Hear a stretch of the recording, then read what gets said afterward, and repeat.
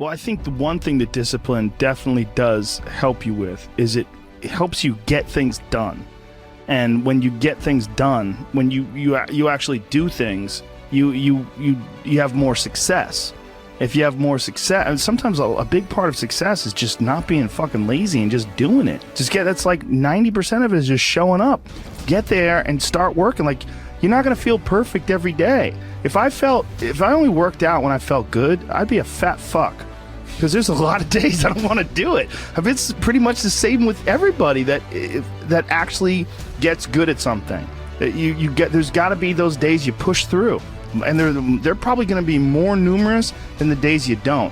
And so the benefit of discipline, in my eyes, has always been that through discipline I get things done. I always say that I'm like the most lazy, disciplined person I know, because I don't want to do it. Yeah, but I always do. One of the big problems is sitting down and doing the work. Mm-hmm. And you gotta, and Pressfield talks about that in the most concise and beautiful way. And he labels it like an enemy. He calls it resistance. Mm-hmm. And that you have to sit down, you have to overcome resistance, and that the pro goes to work. And it doesn't matter if you're sick, it doesn't matter if you have kids, it doesn't matter what, you're a pro and you go to work. And that just, it puts it in your head that this is what I do. This is what, and you have pride in that. It's hard for people to break momentum too. Momentum that's good momentum or momentum that's bad momentum. When I get on a good groove of working out all the time, I feel it. Like after I'm done working out, I'm like, yeah, I can't wait to get in there again. I can't wait to work out again. That's the good momentum. But then there's that bad momentum, like you get injured or something like that and you can't do anything for a couple of weeks, and then to try to get that kickstart that motor up again, it's hard to get momentum. There's a lot of people that are eating shit food, and then by the end of the day, your body's in a crisis. Yep. Your body's just processing all this bullshit. And if you're eating a big, bullshit lunch filled with nonsense, like your body's got to process all that stuff. And so at the end of the day, yeah, you're going to lose your willpower. So like when 5 o'clock, 6 o'clock rolls around, you're going to be tired.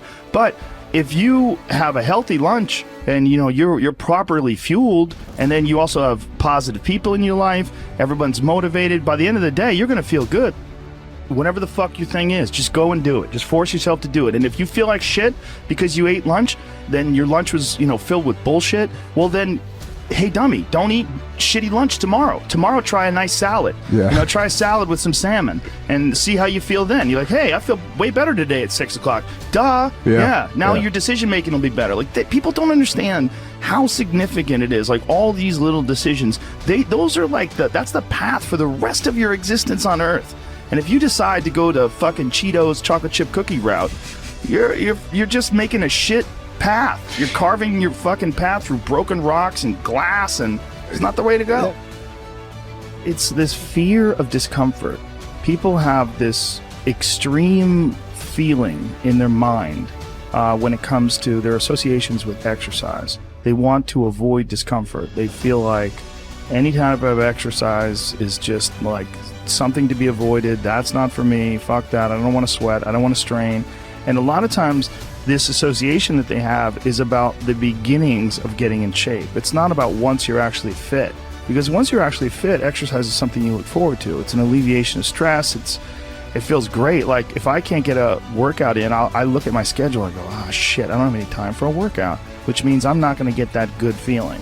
And so instead of looking at it like, oh, I've got to go grunt and sweat, I'm thinking I'm not going to feel good. I'm not going to feel relaxed. I'm not going to feel carefree. And I'm not going to feel even appreciative, like my appreciation of things. And it gets enhanced greatly after exercise. I just feel better. I feel like I can take things in for what they are rather than, whatever sensory data that I'm getting from any event is just one more distraction that gets in my way. And that's a lot of times how I look at things if I'm overstressed or if I'm working too much. Like our bodies, for whatever reason, most people, their associations are to avoid anything that's uncomfortable.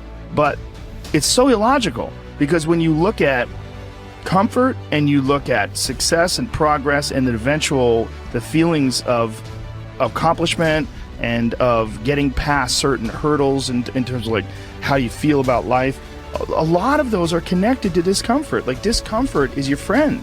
It really is. Like discomfort and not being happy and content with certain situations in life or certain feelings in life. They're massive motivators, and they're amazing at facilitating change. And yet our instinct is to avoid those and just sit on the couch and watch some fucking reality show about dudes who make moonshine with our jaw open, like it's bizarre.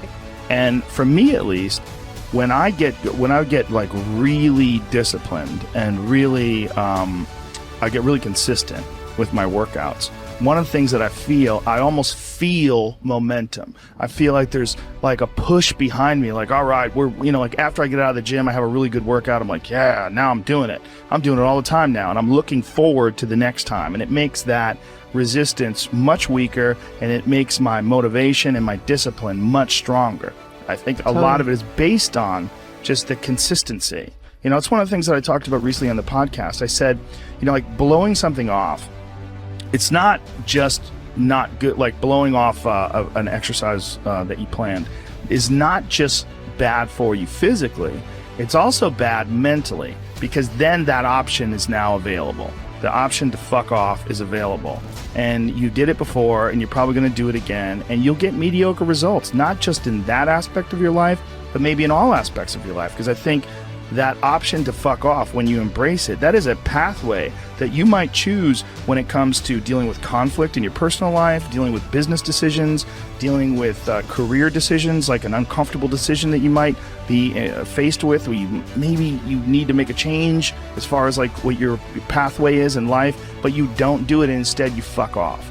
And that the inclination to fuck off, I think, that gathers momentum as well. The inclination to be disciplined, that comes with momentum too. And I think both things, like you take a path, the path of the healthy person or the path of the fuck off. Like this is not, like your body is like a race car that you can juice up yourself. Like you can add the fat tires, you can add the improved suspension, you can beef up the horsepower in the engine. You could do all that yourself. Or you could just choose to have this shitty body that's always falling apart on you, because we're essentially ecosystems. And we're in charge. This weird consciousness that has all this resistance and has all this inclination towards comfort and fucking off and blowing things off is what is in charge of making all these things happen that keep this ecosystem healthy. It's almost like if Earth itself had like a shitty manager. If like there was a natural manager of Earth that was like, oh God, who cares if it rains? Oh God, I'm gonna stop growing things. I don't give a shit anymore. It's all stupid anyway. I mean, it's literally like the just blow it up. Yeah. Fuck it. Let's just kill all of life. It's all gonna die eventually. I mean, the sun only lasts 7 billion years. You see, that is the perspective a lot of people take with aging, where it's like, well, you're gonna die, you're gonna age, you can't stop aging. And it's like, yes, you're right, but that's not the point. The point is to age better. Like, that's the point. The point is to increase your health span, and that is, we know is possible. Like that can, there's some of these like centenarians and super centenarians I've seen that are like over 100 years old, and they're like riding bikes and racing, and it's like, they're old. They are very old, but they're experiencing a very good quality of life. And they're experiencing a quality of life that these other people that don't exercise feel. They physically feel their own body diminishing, and they just feel it's inevitable. It is what it is. You're wasting your time. You're out there running around. But no, we're not, because this experience right now, it's not like, no one's under the illusion that you're going to live forever, but you are enhancing the experience that you're currently involved in right now. And you are alive. Right. You are alive. You do experience this life. But do you experience this life optimally? Is it as enjoyable as it can be?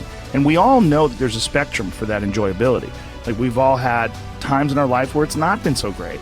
And then times in our life where everything came together, like, what a fucking great day. Woo! Like, make more of those. Like, you can make more of those. And then the whole thing's better. And I think when that whole thing is better, it affects everybody you touch, everybody that's around you, everybody you come in contact with. And that in turn, I mean, it sounds so grandiose, but in turn can affect the entire race of human beings.